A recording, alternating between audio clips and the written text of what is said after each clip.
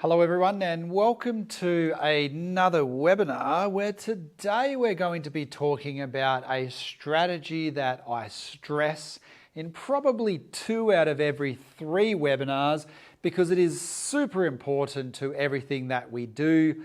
And it's another one of those strategies that is used for the whole gamut of the education world, whether it's year ones or whether it's working with adults at top university type levels, and that is building on existing knowledge. Now, if you do a bit of reading in this area, well, in the teaching strategies, instructional design type space, you might have come across this particular strategy by a different name. It's also commonly referred to as, let me see if I can remember, linking to existing knowledge or linking to prior, I think it's prior knowledge, linking to prior knowledge.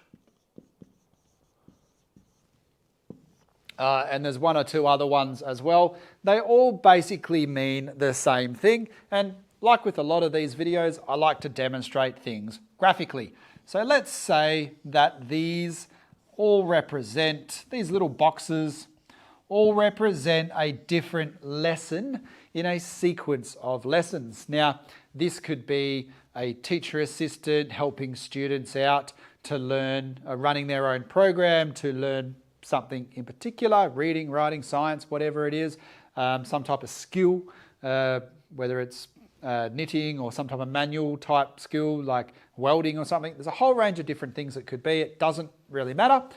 Or it could be a teacher doing something with year 11s or 12s, year 1s doing some reading and phonics or number sense or some type of phonological awareness activity, and anything in between. It particularly applies in the training sector because by the time we get students who are mature age students who might be 50 or 40 or 30 or even 20, they're going to come into that environment with a huge amount of existing knowledge, experiences, and skills.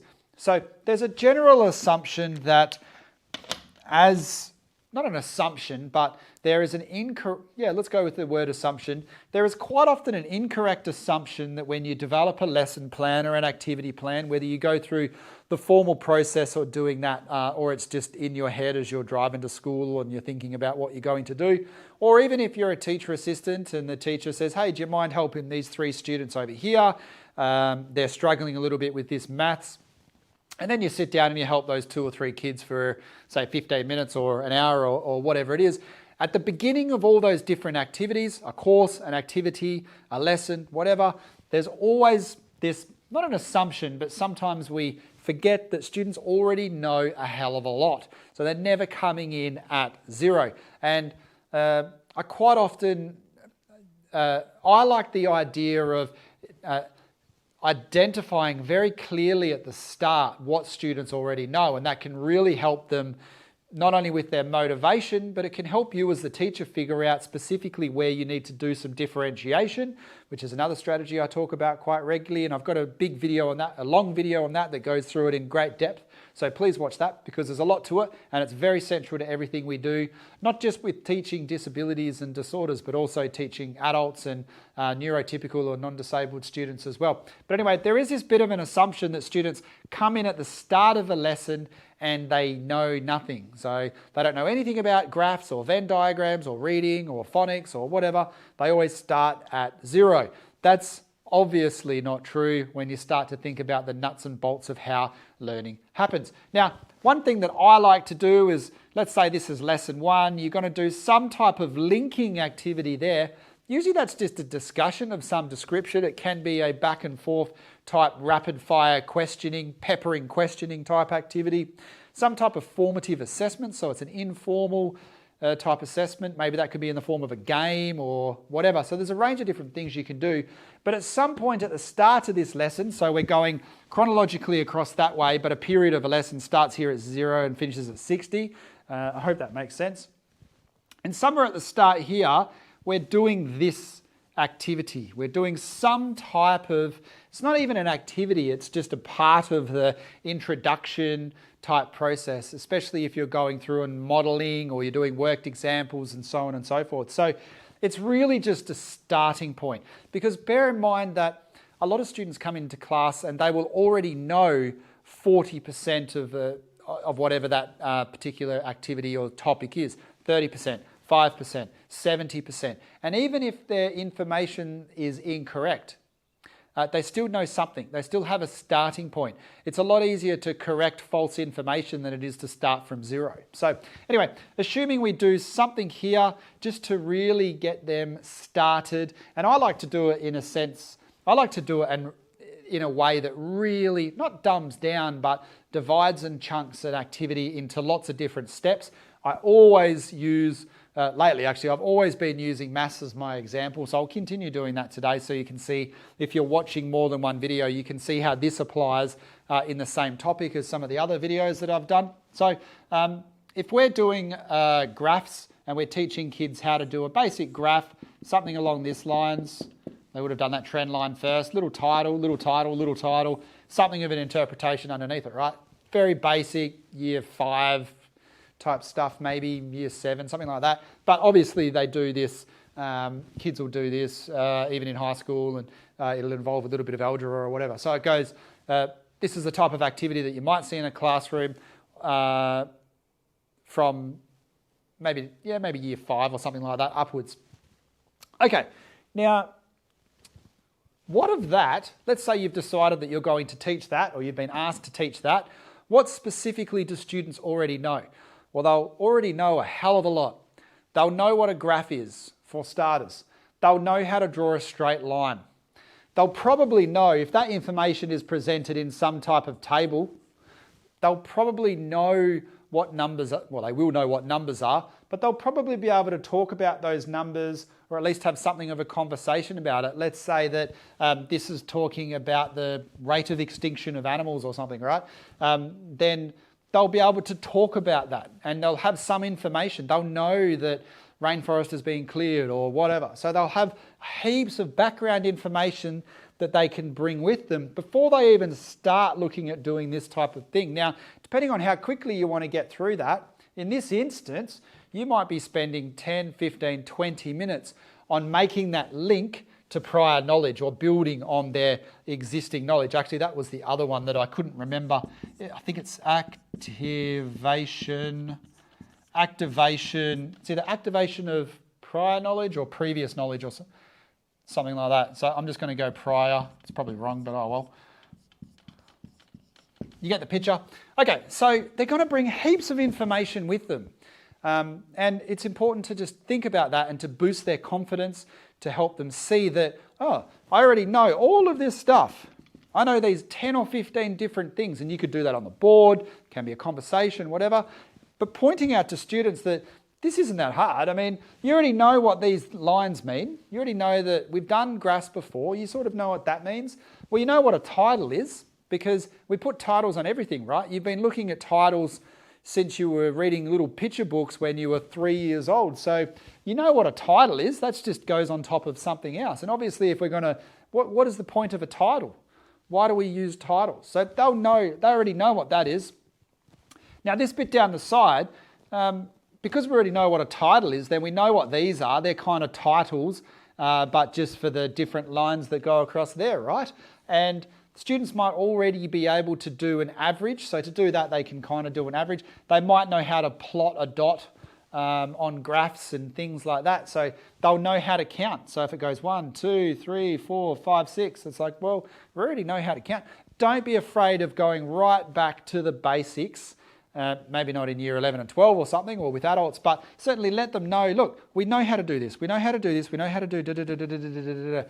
And then students can see that in actual fact of this really difficult task, we know how to do 10 of the 15 steps, so we're not starting at 0. We already know how to do that bit down the bottom when we're interpreting it. We have that contextual information from just watching documentaries and general life information that we gather, but we just haven't written it down in a more formal sort of way. So we already know how to write a sentence. We already know how to spell words. We know how to look up words if we're spelling them wrong. We already know what it means by interpretation. We've already got that idea. So there's a hell of a lot of things that people already know. Now, there is another, I wouldn't call it I guess I usually class it as a strategy, but there's another, I guess, concept in the education world called transferable skills. Transferable skills, and as with any of these things, there is about 50 different terms that are used. There's employability skills, there's graduate skills, there's generic skills, there's lots of them anyway. So transferable skills are skills that students can take with them from one subject to another subject, or from one job to another job. So they'll also have a lot of those transferable skills, right? Particularly if you're teaching adults. If you're teaching adults in a training environment, and this is just a bit of an analogy for even if you are teaching kids, what type of skills does a person who's studying to be a teacher aide bring with them if they've already worked in childcare? Heaps. What about if they've worked in aged care or youth work, or they've raised their own kids and so on and so forth? So even if just being educated in the school system will still give you a whole bunch of information about what is likely to be the case from your own previous experience when you're trying to learn something about teaching strategies or behaviour strategies or health and safety or whatever it is that you're studying. So anyway, that's just a little side example. So think about those transferable skills that students are already bringing with them, because they'll have something of, and in that case, because that knowledge is transferable, it'll just need to be, I was going to use the word recontextualized, but I don't think that's a word. I'm going to go with it. Recontextualized. I am almost certain that that's not a word, but that's the term that I'm going with. So you already know how to do this in the childcare sector or as a parent. So now you have to learn how to do it as a professional, which is slightly different. Professional, yeah, that sounds derogatory to the parent, but you get the point. You have to now do it with other people's kids and in a way that has specific learning goals and so forth. So how do you take what you already know and just package it up and explain it in a different way that makes it applicable to this different, different approach or different expectation that comes with being a paid person who is doing this for money as opposed to someone that's doing it with their own children. So you're taking those existing skills and package them up in a slightly different way. And this applies here as well. So we're taking a lot of the things that students already know and doing it in a different way. Now, there's also a review that happens there. So in a way, you're reviewing their existing knowledge. So I've done a video on reviews. That's basically just looking at, so reviews is just looking at what happened the week before, the day before, or things that they sort of already know. Building on existing knowledge probably takes that to the next extreme level where you're looking at, well, we know how to draw a graph. We know what a graph looks like. So even before you put that up on the board, you may say to students, what is a graph? What does a graph look like? Draw me a graph, any graph. Tell me why we might have graphs. So they already sort of, how do we spell the word graph? Who uses graphs? So they already have heaps of information. Where would you see a graph? Why might you see a graph? Would your parents use a graph for any reason? So they'll already have all this, lots and lots of information they will already bring with them. So we can do a review, though, is more so about what you did last week, whereas building on existing knowledge is a part of that, but also looking at that general information that they bring with them that they might have acquired over the last 5 or 10 years or whatever it is. So that building on existing knowledge and that whole idea review does sort of build like this. So it goes like that and continues to sort of do what, there's another teaching strategy called elaboration. So that's just a fancy name for that, where it kind of just builds on itself like that. So you're constantly building on itself. Now, the only other thing I'll say about this, let's call it a strategy. The only other thing I'll say about building on existing knowledge or linking to prior knowledge, whatever else some other people call it, is that it isn't something that, when you get to say this point here, so let's say these are different lessons, right? So let's say we were learning how to do this in this particular lesson, and then here we moved on to do a different type of graph, and here we moved on to do even more different types of graphs. So we might be doing, let's say we moved on to do tables. Well, no, it's still a type of graph, isn't it? Or is that a table? Having a mental blank here. No, that's a graph, yeah. So, I can't remember, what do you call those things? I use them all the time, I can't remember what they're called. Anyway, so you've got some type of, is that a bar chart? Can't remember. So you've got this type of graph here compared to that type of graph. Now, the existing knowledge they have for that might be slightly different to the existing knowledge they have for that. So while you might do some type of building on existing knowledge there, you've got to remember that here you're going to do a bit of a review, but you're also going to look at it from a slightly different perspective because these, I can't remember what they're called today, is it a bar chart or whatever, is going to be used for a slightly different reason. They may have seen them as opposed to these. If they're doing like a pie chart, again, where would you use a pie chart? Have you seen a pie chart before? So on and so forth. So there's lots of different questions that you could ask there because this one here might be unfamiliar to students, you just don't know. And whereas this one here, they might have studied the year before or they might have seen recently. They might see these types of graphs if they're playing video games on the weekend and they constantly come across this graph and they can see time that you were alive or time that you died or whatever. So they might be really familiar with that and have no clue there. So that'll generate that sort of building on existing knowledge discussion. Now, just in summary, I think I've covered that quite comprehensively, probably more than we really need to, is I just want you to bear in mind that as a final point to summarise this up is to remember that students never start from zero. They always bring a lot in with them and try and catch yourself out if you're making that wrong assumption that students who you are instructing, whoever they are and whatever your role is, that they always start from zero. And just always remember we'll draw a little graph because that'll be an apt way to do this, that if this bit down here is sort of understanding and this bit up here we've got student 1, student 2, student 3, student 4, student 5, students will bring with them, well, understanding and knowledge goes here, students will bring with them different levels of understanding. So that's where you just have to, I guess, bear that in mind. Some students will already know this, like they can do it better than you. And then other students will almost not have a clue and really struggle to do even the most basic examples.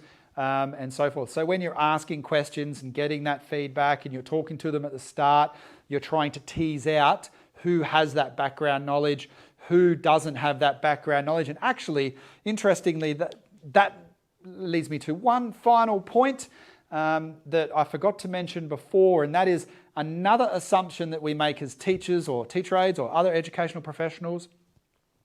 And that's the false assumption that students will automatically be able to make that link between what they are studying now and what they know in the past, or what they bring with them. So it's up to you as that educational professional to be able to help them make those links. Now, it's easy if we're looking at simple examples like this because you can see that you sort of say, well, you know how to do this, you know how to do that, you know how to do this. We just need to put it all together in some type of process. And then apply it with in different contexts or with different inputs and questions. But it becomes more difficult as time goes on. So for example, if students in history in year 9 or whatever, they're learning about World War I and then they start learning about World War II. Well, how would you use this strategy if you were just starting on the World War II thing? Well, they already know tons about World War I. So being able to add that information to their existing schema. And if you don't know what schema is, that is not how you spell that. I seem to do that nearly every single webinar. Whoop. Schema, which is a way of organising information and concepts in our head. If they already have that existing schema, so they already know about World War II, so they already know about, World War I, then to add to that information and to learn about World War II becomes even easier. And then to add to that information and to learn about one of the other wars becomes even easier again. Unless, of course, you make it more complicated and whatnot, which is what we typically tend to do. But if it takes a month to get a certain level of knowledge there, then to get a certain level of knowledge there, let's say it only takes 3 weeks. And again, unless we make it more and more complicated, because they've got that existing schema or that existing way of file structure in their brain that's already organised with synapses and connections and all this kind of stuff, to make it a little bit easier to then learn that. Now, that is the same as what we were talking about before. If you get a childcare worker who goes and becomes a teacher or a teacher aide, they have that existing schema about how behaviour relates to curriculum, for example, and they're able to then make that connection but in a slightly different context. So that's how the whole scheme of things works. And bearing in mind, of course, that childcare worker may not make the connection between what they know in childcare and what they know to be true in terms of the childcare context and what they know to be true in terms of school or an adult training environment or whatever. So we talk about that when teaching adults, by the way. When you're teaching children, it's called pedagogy. When you're teaching adults, it's called andragogy. It's pretty much the same thing. The same principles apply. So, and we get that a lot with trainers or teachers who go on and train trainers or train adults. One of the first questions is always like, what teaching strategies do we use and this kind of stuff. And I always say, we already know it all. It's exactly the same. Nothing changes. It's slightly different in many respects because there's a different context. Adults are a lot more stressed, generally speaking. They've got a lot of other stresses and time commitments and things. But that applies to kids anyway. So I've done a video earlier today actually on coping strategies. So, I mean, again, that applies to adults and kids. So it's just moving from one context to another context, taking that existing knowledge and building on that existing knowledge. So in this sense here, I guess the difference between them, that's the activation bit. So that's where you're showing students what that link is and activating that prior knowledge, showing them what those connections are and what those links are so that they go, oh, I see that. Yeah, I already know how to do this, therefore I can do this. And then from there, you're able to build on it and you're able to build on it. So students come in, they already know all of these things. You only have to build on it by teaching the last couple, as opposed to coming in and ignoring all that stuff and saying, all right, today we need to learn this really complicated thing and you don't know anything, so this is going to be a really difficult lesson.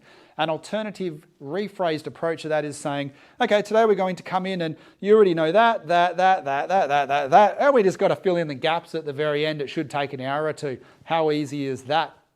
So that's my take on building on existing knowledge, and good luck with it, and please try and use it and introduce it in your day-to-day practice because it is a very effective and useful tool regardless of where you're working or what your position is. Thank you for watching.